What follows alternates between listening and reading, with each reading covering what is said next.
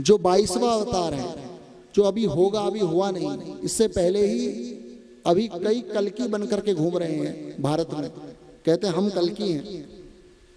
अभी भगवान कल्कि आए नहीं, कल्कि का अवतार तो लिखा है 4 लाख वर्ष बाद होगा। अभी कलयुग की उम्र है 4,32,000, अभी तो मात्र कलयुग का 5,200-300 साल ही बीता है, 5,000 मान के चलो, और 4,32,000 में से 5 माइनस कर दो तो लगभग 4,26,000 के आसपास कुछ बचता है। समय अभी है भगवान कल्कि के लिए, लेकिन इससे पहले ही कल्कि बन करके कई भारत में लोग घूम रहे हैं।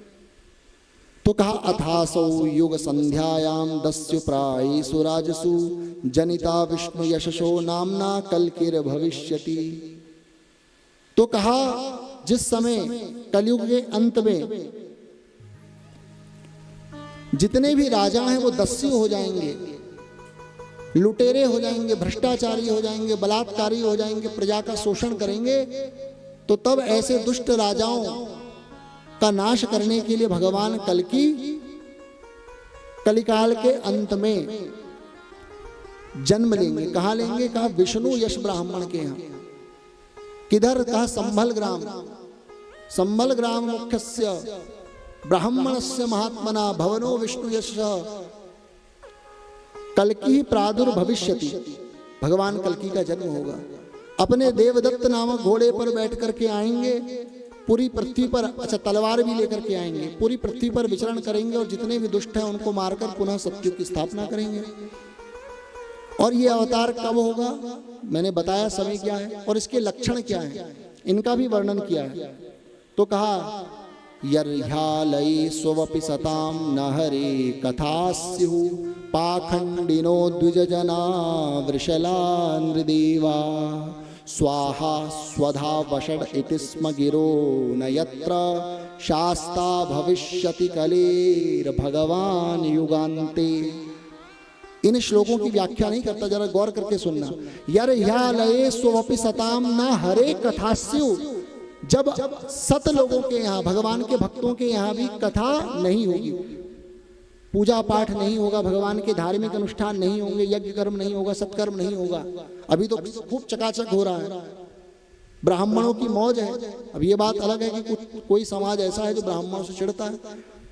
आजकल सरकारों ने भी ऐसा यूजीसी नाम का कानून लिया है, और जिस सरकार को आप समझते हो कि ये हिंदुओं की सरकार है तो आप ठगे जा रहे हो। इस पर विचार करना चाहिए।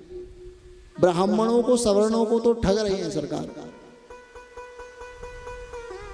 इसलिए इन बातों को। तो जब भगवान के भक्तों के यहाँ भी कथा होने में, भगवान का पूजा पाठ होने में अर्चन आएगी, भगवान के भक्तों के यहाँ भी कथा वथा नहीं होगी।